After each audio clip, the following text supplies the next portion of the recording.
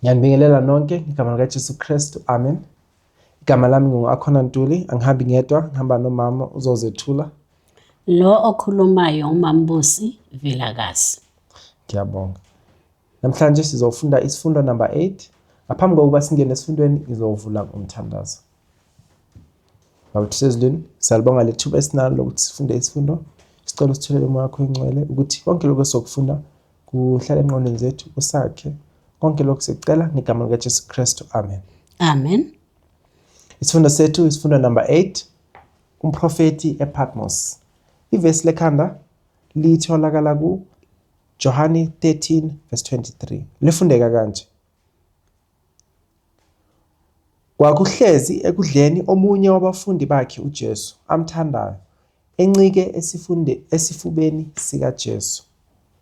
Umoya wesiprofeto utholakala ku Acts of the Apostles page 546. Kufundeka kanje. After the ascension of Christ, John stands forth as a faithful, earnest laborer for the Master. Amen. Amen. So kule sifundo sofunda kabanzi ngesimilo somprofeti wasePatmos lo uJohane. Sofunda ngesimilo sakhe angakaguquki, sifunda ngenguquko yakhe nokuthi uye wayisebenzela kanjani inkosi. Wathanda ukugcwalisa. Yes, engithanda ukuphawula la ukuthi lo mfundi esimthola elele esifubeni sikaJesu. Ku Acts of Apostles ithi uJesu mayesenyukele ezulwini wema phambi kwakhe ethembekile isisebenzi esikhuthele. Okusho ukuthi ngokulala esifubeni sikaKristu kuningi akufunda uJohane okwamenza ukuthi noma sekehambile amele lapha emhlabeni abe inceku ethembekile nekhuthele. Amen. Amen. Sizongena ku Sunday. Umfundi othandwa nguJesu. Ku A, umbuzo uthi, what examples reveal the disciple John's close proximity to Jesus? Izibonelo ziphi ezikhombisa ukusondelana kukaJohane noJesu? Amavesi atholakala ku Matthew 17 verse 1, Mark 14 verse 33, Luke 8 verse 51. Izibonelo esizitholayo la zintathu. uJesu wayenabafundi abayishumi elinambili, kepha njalo simbona ekhetha laba bafundi abathathu. Uthi-ke lana uJesu wahamba nabo waya entabeni lapho akhazimuliswa khona. Abona labafundi abathathu babona inkazimulo, waze wathi uPeter masakhe amadokodo sihlale la. Okwesibili simthola ehamba nabo eya ensimini yaseGetsemane. Lapho wayesosizini olukhulu wacela labafundi abathathu benyukela naye entabeni. Siyayikhumbula-ke imbali ukuthi bozela balala kabazange balinda naye. Okwesithathu uyababiza futhi lapho beya kovusa indodakazi kaJariyo. Ithi-ke wamvusa kwabafileyo, wakhetha futhi bona labafundi abathathu ukuthi mabangene naye ekamelweni, bona kuphela kanye nabazali bomntwana. Amen. Amen. Siyabonga. So udlulela kumbuzo ka B. How is John distinguished among the disciples? uJohane uhluke kanjani kwabanye abafundi? Siyazi ukuthi uKristu wayengathandi abanye ukudlula abanye, kodwa uJohane uhluke kanjani kwabanye abafundi?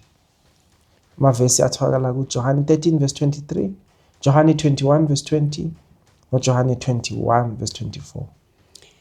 Lana sibuyela kule ivesi lekhanda-ke ukuthi uJohane wabonakala ehlezi ekudleni encike esifubeni sikaJesu. Nokuthi-ke uPeter wathi uma yembheka uJohane wabona umfundi othandwa nguJesu. So-ke lana kuyabonakala ukuthi-ke kubo bonke abafundi, uma sibheka la kumoya wesiprofeto kwi-Desire of Ages upage 292, ibala abafundi abawu-7 uJesu ayebathanda. Bese iphinde ibala laba bathathu uJesu uthi babesondelene kakhulu ebudlelwaneni kanye naye. Kuyini okuhlukanisa labafundi? Ukuthi ngezikhathi zonke babebona izimangaliso azenzayo, babelalela amazwi awakhulumayo, babembona ephilisa, babembona eduduza abasosizini. Konke lokho abakubona kwenza ukuba bamthande kakhulu. Kodwa-ke uJohane uma kuphawulwa ngaye kuthiwa ngokuhlala esifubeni sakhe waba nethemba, wamthemba uJesu kakhulu. Kuthiwa waze wamvulela isifuba sakhe, inhliziyo yakhe. Engithe mangibheka ukuthi lo mfundi wayemncane kunabo bonke. Wazitholela ubaba ngamanye amagama, la kwaziyo ukuthi akhiphe konke okumhluphayo, akwesabayo. Ngalokho wakwazi ukuthi akhulise lokuthanda kwakhe, akhulisele enkosini. Amen. Amen. So lana siyabona ngobuhlobo obuseduze kukaJesu noJohane. Nokuthi uJohane njengomama sikashilo ukuthi waye umncane kubo bonke abanye abafundi, futhi wayenenhliziyo ethambile nethembayo uJesu. Sizodlulela ku-Monday. A character transformed. Ku-A umbuzo ubuza ukuthi what is the significance of the name that Jesus gave to John and his brother James? So incazelo kufuneka lana sibuza ngencazelo yale gama leli uKristu ayalinikeza uJohane nomfowabo uJames. Ivesi litholakala kuMark 3 verse 17. uJesu wabapha igama ngokuthi bamadodana odumo. Why babebizwa ngamadodana odumo? Kuthiwa-ke la uJesu wayebacelile ukuthi mabayofuna indawo eSamaria ngoba wayefuna ukuthi adlule khona ababusisa. Kepha ngokwala kwabantu baseSamaria, la madoda aza kuJesu athi mawuvume ukuthi umlilo wehle ezulwini ubaqede. So siyabona lana ukuthi namhlanje singathi babe ngophuma silwe, abantu abanjalo uyababalekela. Kodwa-ke la akubalwa isimilo sabo bobabili, kodwa kuphawulwa ngoJohane ukuthi isimilo sakhe sasingasihle. Kuthiwa wayenolaka olubi, efisa ukuziphindisela, enomoya wokugxeka. Ithi-ke konke lokhu kwakutholakala kumfundi loyo uKristu kamuva wayebizwa ngokuthi uyamthanda.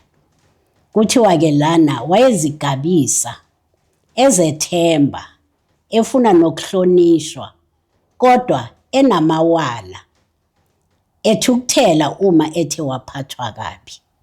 Siyabona ukuthi zonke lezi mpawu zitholakala kuJohane, lo okuthiwa kamuva wayemthanda kakhulu uKristu, kanti ngaphambili wayebizwa ngamadodana odumo. So siyabona lana ukuthi-ke isimilo sakhe sasisibi kakhulu.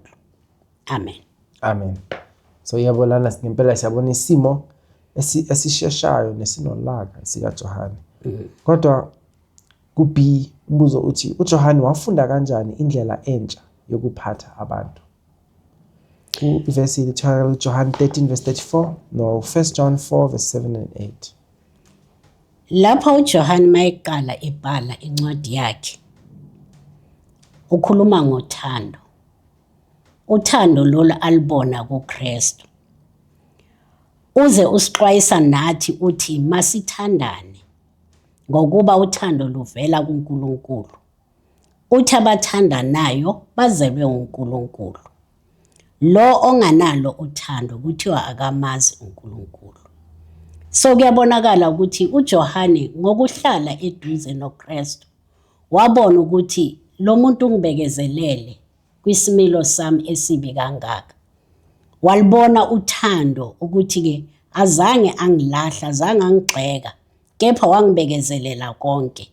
Wabona ukuthi kulolu thando engilibonile nami mangitshela abanye ngalo ukuthi ngiyaninika umyalo omusha ukuba nithandane. Njengaloku nami nginithandile, nani thandanani. Amen. Amen. So yebo ngempela siyabona ukuthi kwaba noshintsho kwisimilo sikaJohane. uJohane waba nomusa njengoba ichaza kuMoses Prophet, waba ngothobekileyo bese waphila ngothando lolu, ngoba uye wafumana lo thando kuKristu, manje lo thando uyalidlulisela kwabanye. Ku-C ithi sichaze umphumela yenhliziyo egcwele uthando.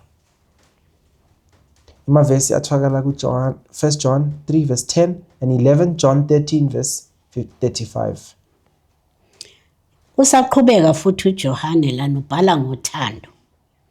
Uthando lolu yena alithola kuKristu. Uthi makubonakale abantwana bakaThixo nabantwana bakaSathane. Uthi ngoba ongenzi okulunga akayena umntana kaNkulunkulu. Aphinde athi bonke bayakunazi ukuthi ningabafundi bami uma nithandana. Uma ugcwalisa uMoses Prophet lana ithi uJesu, uJohane wayefuna kakhulu ukufana noJesu. Futhi ngaphansi komfutho oguqulayo wothando lukaKristu ngempela waba ngomnene futhi wathobeka. Kuthiwa umina lo ayenaye wafihleka kuJesu. Ithi ukudlula bonke abangani bakhe uJohane wazinikela ngaphansi kwamandla okuphila okumangalisayo. uJohane wamazi umsindisi ngolwazi oluhlolayo. Izifundo zenkosi yakhe zabhalwa emphefumulweni wakhe. Lapho efakaza ngomusa womsindisi, ulwimi lwakhe olulula lwalukhuluma ngothando olugcwele umphefumulo wakhe wonke. La ngeke ngaphawula ukuthi ngempela ngokubheka siyaguqulwa. Saguquka isimilo sikaJohane.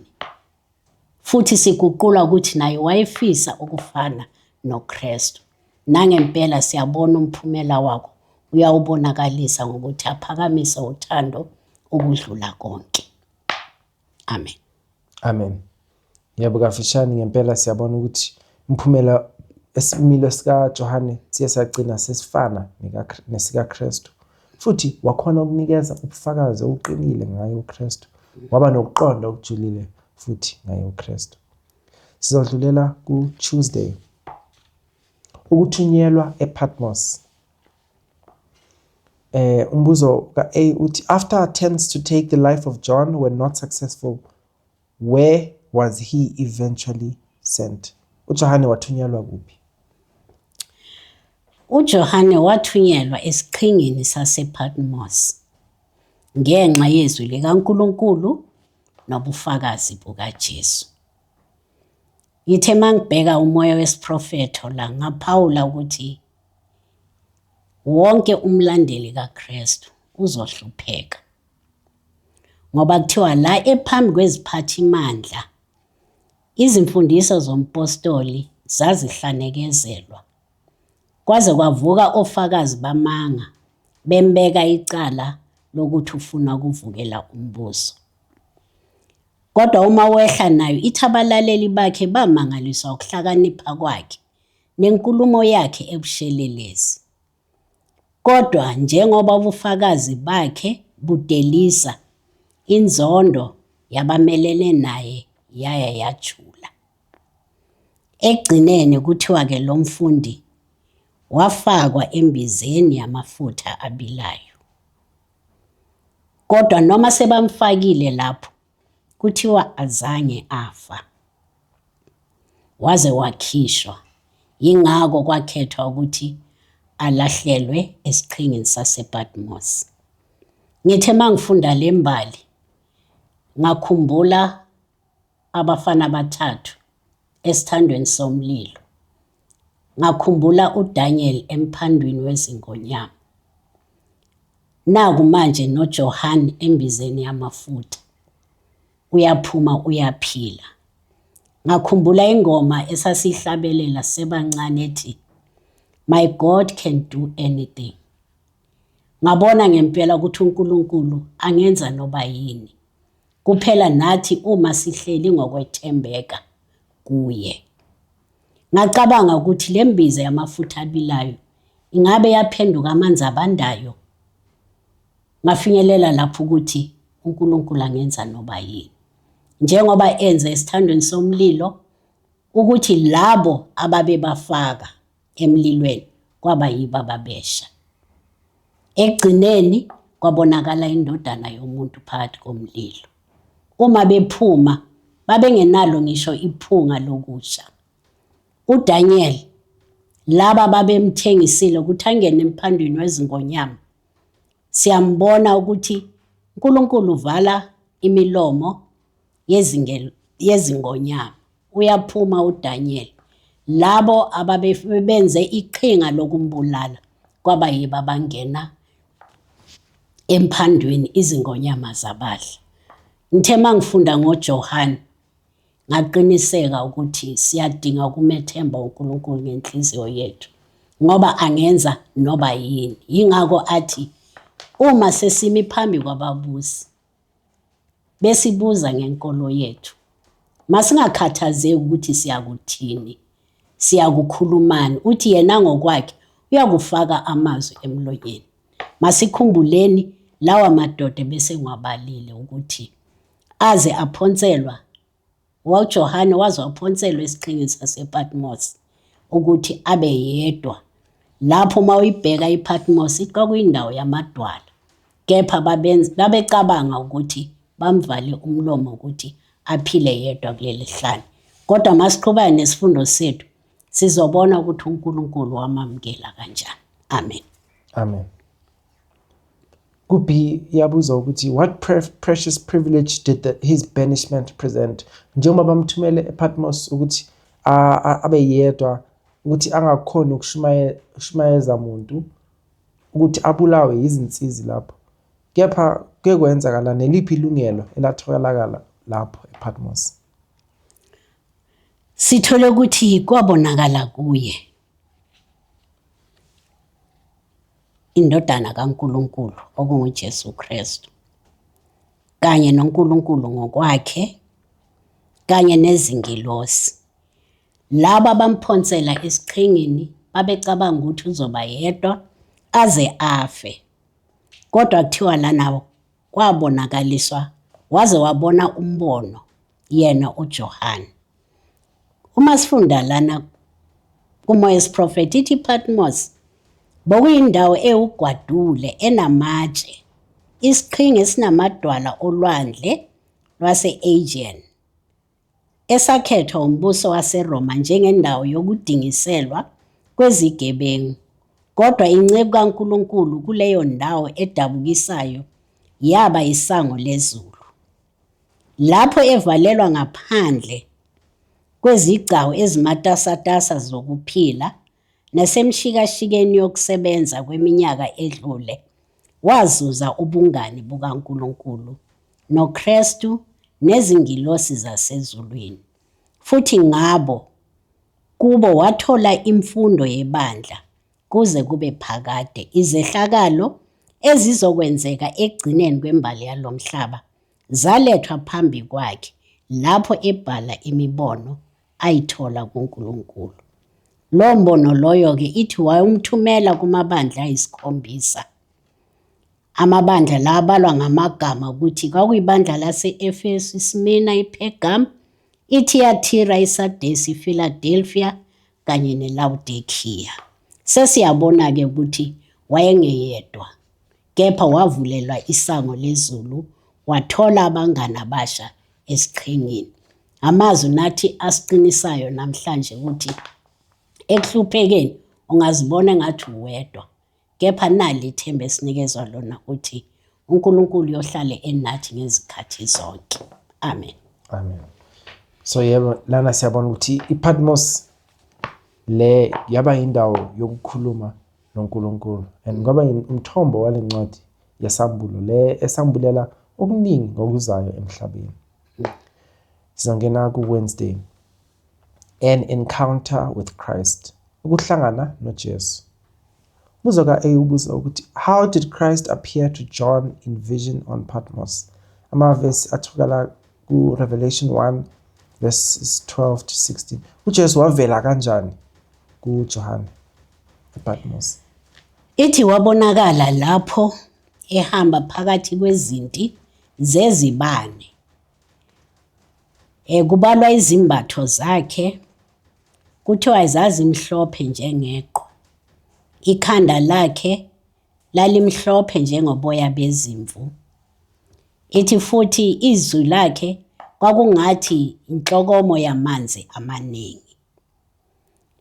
Kuthiwa-ke lana umfundi othandwayo wayibona inkosi yakhe eGetsemane. Uma uJohane egcina ukumbona uKristu, wambona ngesikhathi ayebethelwa. Siyakhumbula ukuthi ukubonakala kwakhe kwakubuhlungu kangakanani. Kepha manje sesiqhingini sasePatmos, uJohane uvunyelwa ukubona inkosi yakhe, kodwa ukubonakala kwayo kwakwehluke kakhulu.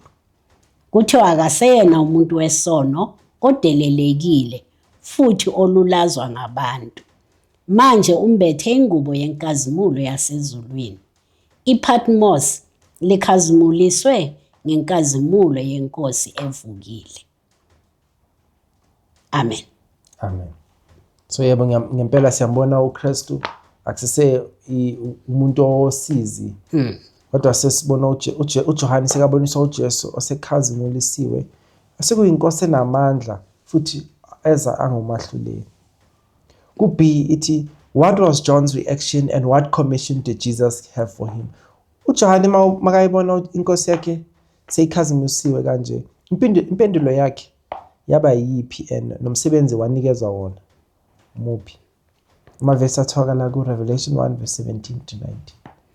Siyathola-ke lana ukuthi uJohane ngokuzwa lawa mazwi wawa phansi ngobuso kungathi umuntu ofileyo. Kepha sithola la ingilosi imbamba. uJesu yena ngokwakhe embamba ethi ungesabi. Mina ngokuqala nokugcina. Mina ngangifile manje ngiyaphila. Ngiphethe izihluthulelo zokufa. Bese thi bhala okubonileyo. Ngokuba lokhu okubonileyo kuzoba khona. Futhi ubhale nokuzayo. So-ke lana konke lokhu uJohane akubonayo kuthiwa makakubhale. Ngabona ngempela ukuthi ukubhala kubalulekile. Ngeke ngabuyelwa umbono ukuthi kusukela esikolweni sisafunda sasinezincwadi ezibhalwayo. Sisindwa uze uqede isikolo ubhala. Kuthi kanti ukubhala yini kangaka le ebalulekile. Ngabona ukuthi into ebhaliwe uyakwazi ukubuyela kuyo. Uyifunde, uzikhumbuze. Lana kuthiwa lokho okubonileyo kubhale phansi. Ngokuba yinto ekhona nento ezayo. So uJohane ekubhaleni kwakhe ngalolo suku namhlanje siyafunda. Ukuba bengabhalanga ngaba sinalwazi lokuthi-ke konke lokakubona kwakwenzakalani. So ukubhala kubalulekile nathi ekufundeni kwethu ukuze sizikhumbuze kumele mawufunda uphinde ubhale ukuze wazi ukuthi lapho sengilibala uma ngiya encwadini yami ngizathola lokhu okuzongikhumbuza ngaloku engikufundile. Amen. Amen. Buzo ka-C uthi, how is the book of Revelation a message to us personally? Njengoba uJohane wayenikezwe umsebenzi ukuthi abhale iziprofeto. Manje le ncwadi la ayibhalile yesambulo isho ukuthini kithi? Lana ubhalela amabandla ayisikhombisa uJohane. Uma ewabhalela la mabandla aphila izikhathini ezahlukahlukene. Elinye nelinye ibandla linobuthakathaka balo. Kodwa yena uma ebhala ukhuluma ngomusa, unikeza la mabandla ukuthula. Aphakamise uJesu kanye nobaba wakhe. So kuthiwa lesambulo masinikezwa sasiqondisa siduduza ibandla esikhathini sonke sobuKristu. Kodwa abafundisi bezenkolo bamemezela ukuthi le ncwadi incwadi evaliwe futhi izimfihlo zayo azinakuchazwa. Ngakho-ke abaningi basukile emibhalweni yeziprofeto benqaba ukunikeza isikhathi nokuhlola izimfuno zayo. Kodwa uNkulunkulu akafisi ukuthi abantu bakhe bayibheke njengaleyo ncwadi. Yingakho athi onendlebe makezwe lokhu akushoyo emabandleni. Ekugcineni uKristu akakhulumi nebandla, ukhuluma ngomuntu ngamunye.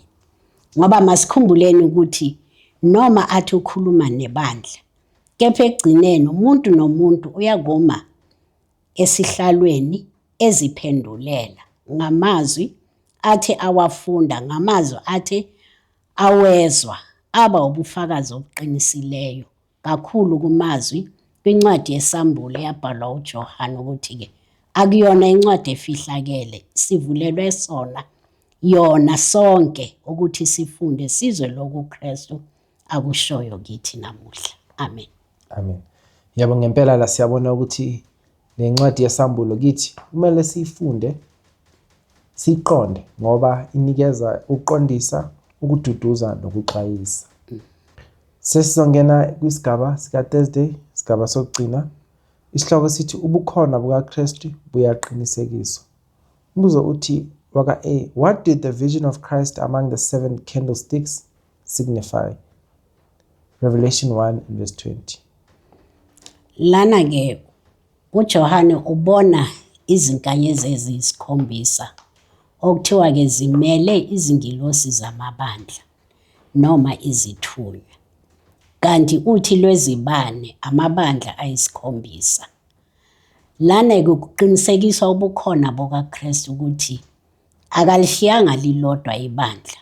Ithi ukhona kubaholi, abafundisi, ebaqinisekisa ukuthi ukukhanya lokhu abanikeze kona makukhanye emhlabeni. Kuthiwa futhi uKristu ukhona phakathi kwebandla lakhe. Ithi-ke labo abazi imisebenzi kaKristu bazothi bathwale lokhu kukhanya bakuse emhlabeni, ngoba umsebenzi webandla ukukhanyisa uKristu emhlabeni. uMasiphawula-ke amazwi esiwathola kumoya wesiprofetho ithi uKristu kukhulunywa ngaye njengohamba phakathi kwezinti zesibane segolide. Yingakho efanekisa ubuhlobo bakhe emabandleni. Uhlala ekhulumisana nabantu bakhe. Wazi isimo sabo sangempela. Ubheka uhlelo lwabo, ukukhonza kwabo, ukunamathela kwabo. Noma engumpristi omkhulu nomlamuli endlini engcwele ngaphezulu, kodwa ufanekisa njengowehla enyuka phakathi kwamabandla emhlabeni, ebheka ukuthi lokhu khanya siphe kona ngabe kuyohlala kuvutha noma ekugcineni kuzoncipha. Ithi-ke ukulokoza kwelanga okuzofiphala futhi kucime uma uKristu ubengekho phakathi kwethu. Ithi-ke ungumlindi endlini yenkosi, umlindi wesango weqiniso ezigodlweni zethempeli. Ukunakekela kwakhe okuqhubekayo nomusa olondolozayo yizona ezingumthombo wokuphila nokukhanya. So lana-ke uKristu uqinisekisa ubukhona bakhe ngezikhathi zonke emabandleni. Amen. Amen. Ngempela siyabona ukuthi uKristu ngempela ukhona, uhlala anebandla lakhe. Songena ku B. Describe the purpose of God's messages to the church as a whole, represented by the 7 churches in Revelation 2 and Revelation 3. Yiphi injongo yemiyalezo yamabandla ayisikhombisa?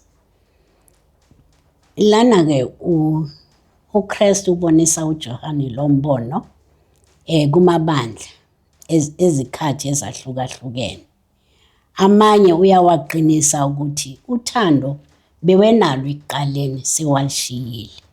Amanye uyabaqinisa ukuthi niyenamela ukholo nakwazi ukumelana nalabo abathi bakhonza uNkulunkulu bengamkhonzi. Nalabo abathe bamelana babona abaqambi bamanga bangazange bawavumela ukuthi angene phakathi ebandleni. Nalabo abamelana nokukhonza kwezithixo. abuyeke sekeza ebandleni lokugcina athi nilisivivi anibandi anishisi ngaloku khuthalelani ukuthi-ke nithenge kimi igolide lihlanzwe ngomlilo. Siyabona lana ukuthi ngempela uKristu uhamba phakathi kwebandla njengoba sifundile ngaphezulu ukuthi ubona konke, indlela esiqhuba ngayo uyibhekile. Yingakho eza kithi asikhuthaza-ke ukuthi siguquke kuloku esiyikho. Lana kumoya wesiprofetho ithi lapho izimpawu ezivame ukwembula isimilo sebandla ezikhathini ezehlukene zembali yomhlaba. Ibandla lalingaphelele futhi lidinga ukusolwa okuqinile nokushaywa. Futhi uJohane waphefumulelwa ukuba abhale izigijimi zesixwayiso nokusola nokunxusa labo abalahlekelwe umbono wezimiso eziyisisekelo, angabeka engozini ithemba lensindiso. Kodwa njalo amazwi okukhuza lawo uNkulunkulu ebona efanele ukuba ngawathumela wayewakhuluma ngothando olumnene nangesithembiso sokuthula kuwo wonke ophendukela ekukholweni. Amen. Amen.